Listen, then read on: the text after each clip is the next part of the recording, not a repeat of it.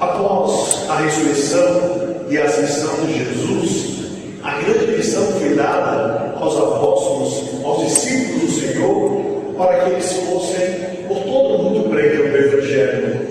É engraçado que no coração dos apóstolos, depois dos discípulos de Jesus, a mensagem devia chegar a todas as pessoas, a todas, indistintamente. E a missão dos discípulos do Senhor era naturalmente com aqueles que abriam o coração à beleza da palavra e naturalmente desejavam viver um novo existir em suas próprias vidas a partir daquilo que Jesus havia deixado.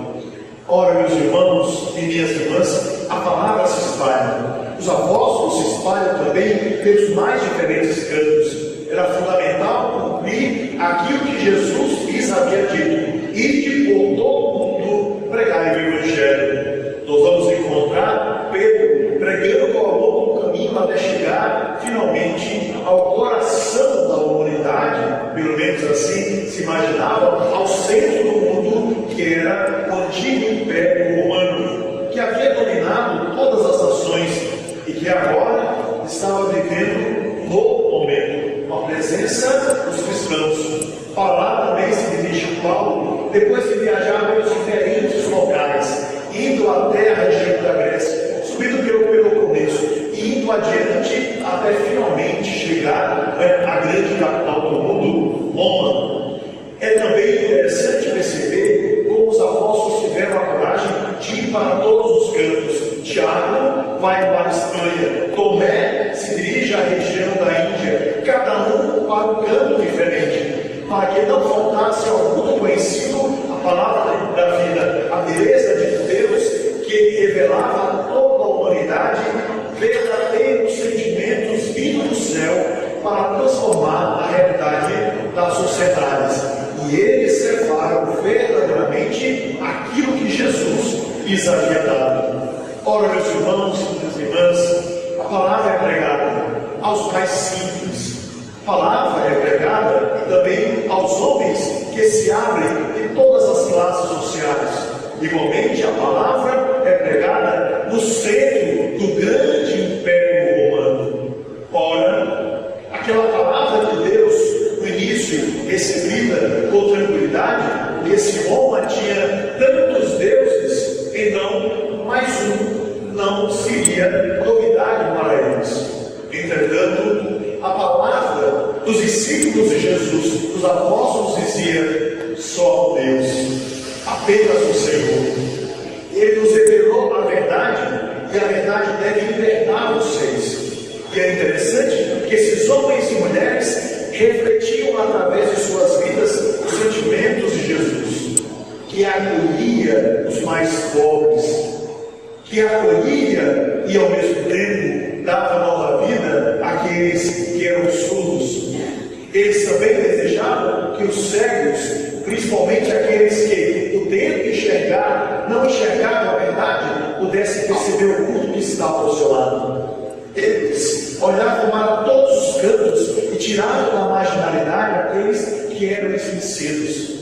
Essas pessoas todas deviam passar por um processo novo, um processo chamado conversão. Porque não adianta a gente mudar externamente através de uma palavra a nossa vida. É preciso que a transformação venha de dentro para fora, venha das nossas entranhas, venha do mais profundo da nossa alma, para que desse modo aquilo que será externo, visto pelos outros, seja um sinal visível que nós acolhemos no mais profundo da nossa vida e da nossa história. Pois bem, o cristianismo foi se espalhando. O cristianismo chega a entrar sorrateiramente, pedindo licença, mas com muita cautela, até mesmo nos palácios dos mais diferentes locais. E é interessante que aqueles que se convertem de verdade começam a perceber o mundo de uma outra maneira. O outro não será mais visto como escravo, mas como irmão. Aquele que era menosprezado na sociedade é chamado ao centro da vida. As mulheres, tão oprimidas ao longo da história, sujeitas a todo tipo de coisas péssimas, as pancadas e a exclusão, chamadas para o centro, como Jesus, né, nos mostrou isso através, né, da sua escolha como Pai e o Espírito Santo, trazendo para o seio da igreja a sempre Virgem Maria, e ao mesmo tempo trazendo homens e mulheres, e às vezes até mesmo pessoas consideradas péssimas, que Jesus acolhe, e essas pessoas mudam de vida, porque quando Deus ingressa no centro da nossa vida e da nossa história, a nossa vida muda. Eis o critério para saber se nós somos ou não cristãos, e ao mesmo tempo, eis a grande missão, porque mudando e vendo com outros olhos, a gente chama outras pessoas para que venham para o céu. E através da atenção que nós damos a todos, que uma vida nova renasce no seio da sociedade. Ora, meus irmãos e minhas irmãs, grande beleza se dá também ali, na região do sul da Itália. Uma jovencinha chamada Luzia recebeu de sua família grande tesouro. A gente já está no final do século III. É realmente o início do cristianismo, os primeiros séculos, e muitas pessoas estão se convertendo, mas aparece um homem. O seu nome é Diocleciano, o imperador romano. Ele se acha Deus, ele se acha superior a todos, ele se vê, né, como todo poderoso, e portanto todos deviam pensar igual a ele. Todos deviam obedecer às suas ordens. E ai daquele que pudesse pensar diferente, a sentença seria a morte. Ora, esse homem vem trazendo aquilo que é a que mais pesca nos cria de uma sociedade. Um poder que se imagina acima de todos. Algo que gera sofrimento para a sociedade. E alguém cujos interesses, inegavelmente, é maior do que qualquer coisa, fazendo com que ele olhe apenas para ele mesmo. Meus irmãos e minhas irmãs, em meio a um homem tão poderoso, aparece uma criança frágil. Devia ter entre 11 e 12 anos de idade, é o que a história nos diz. A sua mãe, desde o início, percebeu naquela menina uma força diferente.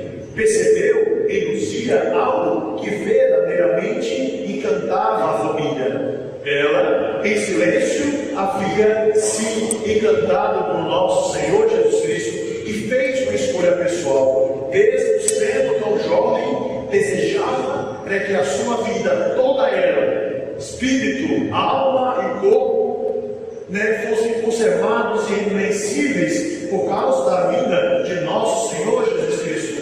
E ela também desejava, através de uma virgindade consagrada, entender o grande mistério e já antecipar na sua vida aquilo que acontece no céu. Afinal de contas, Jesus disse que aqueles que se consagram, já não tem mais preocupação, porque afinal de contas já devem viver como aqueles que alcançaram a eternidade.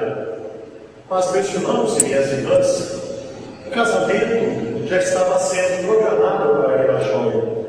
E é interessante que quando foi dito ao rapaz, vocês sabem disso, que ela havia se consagrado a Deus, ele não teve dúvida. O Raiva entregou a jovem ao tribunal romano.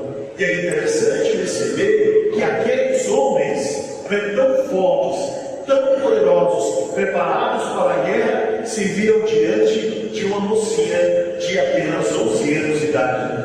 Ora, não havia nada mais terrível para uma jovem naquele período do que saber que seria violentada, não por um homem, mas por vários homens. Não existia coisa mais terrível para uma mulher condenada pelo imperador romano quando ela era destinada aos prostíbulos como castigo, porque afinal de contas elas sabiam que logo as suas vidas seriam destruídas pelas doenças venéreas. Por aquilo que os homens faziam com as prostitutas, pelos tapas, pelas suas paradas, pelos socos, com tudo aquilo que eles faziam, porque viam na mulher prostituída um bagaço de pessoa, imaginavam que podiam fazer com elas o que a gente faz quando não quer alguma coisa e lança lixo. Pois bem, lá estava conosco diante daquela jovenzinha que olhava para ele com toda a atenção. Se você não renegar Jesus Cristo, se você não oferecer incenso aos deuses, se você não obedecer aquilo que a gente está dando, eu vou mandar você para a justiça. Ora, o que é que Deus diz? Melhor dizendo, Luzia disse diante daquele homem: você pode me mandar para o justiça, mas eu não pecarei. Porque, embora alguém possa fazer alguma coisa com o meu corpo, eu jamais darei consentimento à minha alma para que isso atinja o meu mais profundo ser. Portanto, mostrou que quando nós não queremos, quando nós verdadeiramente não desejamos e alguém nos obriga a alguma coisa, enfiando aquele poder goela dentro, a gente não é culpado do mal que o outro faz contra a nossa vida. Uma coisa é sentir, a outra coisa é consentir. E isso nos ensinou, e a gente encontra isso nas atas da fundação de Luzia, lá desde o meio do século. Resultado: aquela jovem tinha respostas seguras, e aquela jovem, com seus lindos olhos, olhava dentro do olho do moço, que não conseguia enxergá-la, que não conseguia encará-la, porque afinal de contas ela era capaz de enfrentar todo o império através da sua simplicidade, através da sua humildade, através do seu coração cheio de amor para o Deus. Meus irmãos e minhas irmãs, quando a gente celebra Santa Luzia, nós temos algo que é fundamental para a nossa vida. Deus habita dentro de nós. E se Deus habita dentro de nós, Ele enxerga com seus olhos divinos através dos nossos olhos. Portanto, a nossa visão tem que ser a visão de Deus. Precisamos enxergar o mundo com os olhos do Senhor, porque dentro de nós Ele nos faz ter uma outra visão sobre a vida e fazer escolhas seguras de santidade para colaborar com a transformação de uma sociedade tão enfraquecida, tão empobrecida, tão machucada, não por Deus, mas por aqueles que, infelizmente, trazem a obra do inimigo para o centro dessa mesma sociedade. Luzia enfrentou, e é interessante perceber que os anais da história nos mostram que ele enfrentou, não porque ele estava lá, tentando de alguma forma ajudar aquele homem através de uma presença que desenhava. Era só humildade, era só simplicidade, era só uma menina. Aquele homem ficou tão impressionado com a força de Luzia e percebendo que ela lia não o que estava à sua frente, mas lia o coração daquele homem. Era capaz de penetrar no mais profundo da sua alma, e aquele homem com medo daqueles olhos que penetravam a sua vida e que mostravam toda a sua fraqueza, porque quem usa da violência contra o outro mostra verdadeiramente o quanto é fraco. Quem se imagina superior ao outro mostra verdadeiramente o quanto é pouco inteligente. Quem imagina que vai vencer o outro pelo poder das armas mostra que simplesmente serve as trevas.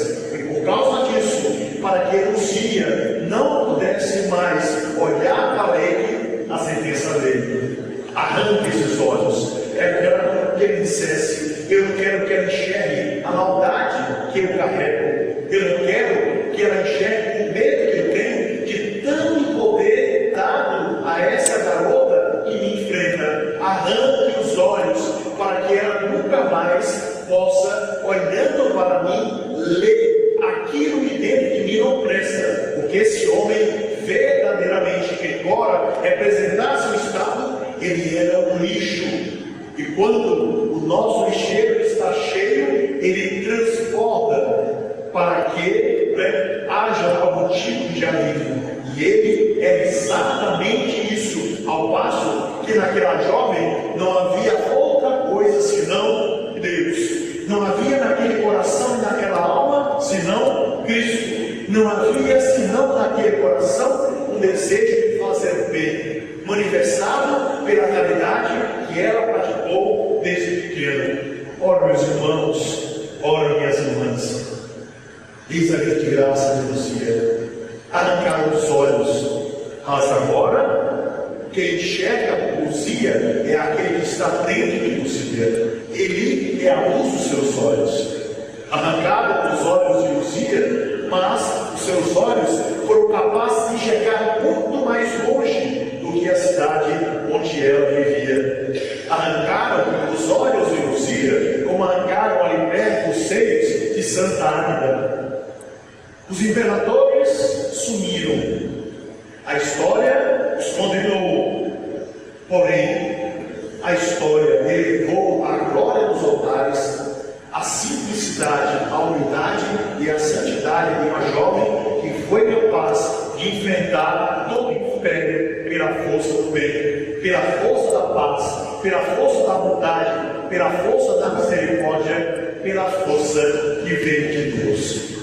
Nós estamos aqui, meus irmãos e minhas irmãs, para revelar ao mundo, tomando a palavra do Evangelho, pela potência que devemos ter, Jesus falando das virgens prudentes, o desejo imenso de servir a Deus e manifestar através da nossa vida o nosso testemunho. Triste é aquele que, diante das mais diversas situações, não tem a coragem de dizer, com profunda alegria, com profundo respeito, da fé que traz o coração.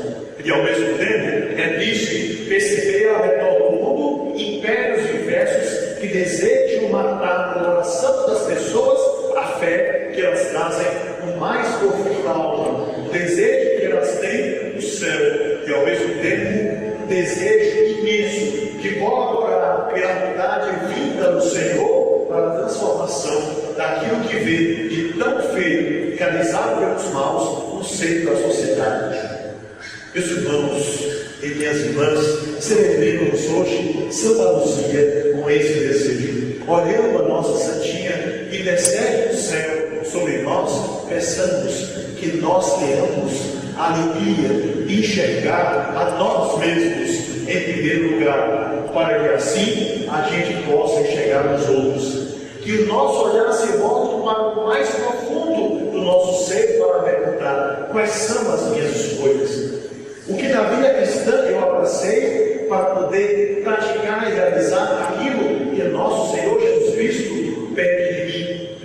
Como eu posso ser o outro Cristo, no sentido mais verdadeiro da palavra, que todo aquele que verdadeiramente é cristão, não é apenas um seguidor, como se fosse de um clube, mas alguém que colocou toda a sua vida à disposição da obra do Senhor em todo tempo, em todo lugar. Que reconhecendo Deus no mais profundo da nossa alma, nós tenhamos a coragem, com simplicidade, de ir a todos os lugares, através das coisas mais simples que fazemos, exaltando com Jesus os que foram esquecidos, os que foram entristecidos pelos grandes impérios, os que sentem-se excluídos dos mais diferentes ambientes, aqueles que perderam a esperança. Agradecendo, Luzia, pela força da oração que nos dá coragem para recomeçar cada dia tudo de novo, que a gente guarda e que manifeste diante de todos, mesmo os poderosos, a fé que trazemos no coração, a vida que desejamos conservar e ao mesmo tempo essa experiência única de ser com o outro, de ser para o outro e o outro juntos manifestarmos a glória daquele que veio não para ser servido, mas para servir. O exemplo de Luzia é para nós serviço completo, no sentido de que todo o seu testemunho nos valeu pelo seu sangue, a vida e o nascimento de toda uma sociedade que, olhando para aquela jovem, amaram ainda mais a Jesus, e pelo ímpeto e pela graça da sua humildade que enfrentou o desejo de fazer eliminar nesse mundo aquilo que não serve para abraçar a obra de Deus que transforma toda a existência. Que esse seja, portanto, o nosso compromisso, e que apesar do peso do dia a dia, das tristezas e das dificuldades, a gente vira esperança e vira oração, consiga ir muito mais adiante, exatamente onde Deus nos pede. Meus irmãos e minhas irmãs, que em momento da presença merece mulher que não quis fazer outra coisa senão seguir nosso Senhor Jesus Cristo e cumprir sua palavra. Eu gostaria de concluir essa minha palavra lembrando, a exemplo de Santa Luzia, que os sofrimentos do tempo presente não têm proporção à glória que se vai revelar nos últimos tempos. É a história nos diz o seguinte: um homem com muito sacrifício conseguiu fazer uma casinha, e para que essa casinha tão simples pudesse ficar bonita, ele construiu ao redor dele, com tanta simplicidade, com plantas que foi colhendo, um jardim, que fosse bonito, para levar aquela casinha tão pequenininha, tão pobrezinha, mas conseguida com tanto esforço. O jardim realmente era fantástico. Ele todos os dias cuidava daquele jardim, e daquelas plantinhas, com todo o caminho. Mas ele sentia no coração que faltava talvez alguma flor, alguma coisa para completar a beleza daquilo que ele havia preparado com tanto carinho. Pois bem, ele então, você, homem de tanta fé, olhou para Deus e disse: Senhor, estou contente com a minha casa, é simples, mas é minha. Estou contente com o jardim que preparei, é simples, mas é meu e é do Senhor. Porque eu fiz também em sua homenagem, e eu sei que o Senhor me deu a graça dessa casinha. Senhor, eu peço que o Senhor mande aqui para o meu jardim uma flor, se possível, uma flor amarela, que é o que eu mais gosto, e que, vendo esse sinal, eu saiba que o Senhor recebeu o presente que eu lhe preparei através da beleza desse jardim. E assim que ele resulta. Pois bem, esse homem trabalhou durante o dia, foi dormir. Quando ele acordou, ele lembrou: Senhor, eu vejo que o Senhor não mandou nada, mas eu quero um pouquinho mais. Mande, por favor, eu já pedi tanto, uma florzinha, mas eu quero também um pouquinho mais. Que uma borboleta saia de algum lugar, todos os dias, venha beijar essa flor. No jardim havia nascido um pé de cactos, cheio de espinhos. E, ao invés de Deus mandar uma borboleta, mandou uma lagarta. Ele olhou para o pé de cactos, olhou uma lagarta e disse: Meu Deus, o Senhor deve ter tanto trabalho, muito trabalho, que errou o meu pedido. Eu pedi uma flor, o Senhor mandou pé de cactos. Eu não pedi uma borboleta, o Senhor mandou uma lagarta. Mas, sabendo que era presente de Deus, ele disse: Eu vou cuidar dos dois. Cuidou todo o caminho daquele pé de cactos. Quando a lagarta, ela desapareceu. Pois bem, o tempo foi passando, até que chegou a primavera. Quando um dia ele acordou e foi até o jardim, ele ficou admirado, porque na parte superior do pé de cactos havia nascido um botãozinho. E logo depois, esse botãozinho abriu com toda a beleza a sua vitória. E era uma linda flor de cor amarela. E ele disse: Poxa vida, agora eu entendo o presente que Deus me deu. Aqui está a flor que eu tanto desejava. Mas, quando ele estava se falando, ele viu que uma coisa se mexia numa árvore que estava ali perto. Era uma lagarta que, desesperada, fazia movimentos para sair daquela casca que ele mexia. Finalmente, aquela casca se abriu e a borboleta apareceu. E a primeira coisa que aquela borboleta fez foi voar para beijar aquela flor de cor amarela que aquele homem tanto desejava. Então, olhando para o céu, ele assim disse: Eu imaginava que Deus escreve certo por minhas topas, mas eu vejo que não é essa a verdade. Agora eu entendo que Deus sempre escreve certo. Nós é que entendemos por minhas topas. Meus irmãos e minhas irmãs, a primavera vem, como veio para a vida de você. A primavera se aproxima, temos que ter coragem de ir adiante. Eis a beleza daqueles que, dominados pela força do Evangelho, pela força que nos vem pelo Espírito Santo, vai adiante, a exemplo que nos guia ao encontro do esposo que vem. Abramos, portanto, as portas do coração para acolher aquele que nos guia acolheu, e ao mesmo tempo para revelar os mais diferentes lugares do mundo, aquele que verdadeiramente e só ele pode mudar o coração da humanidade. Que assim seja.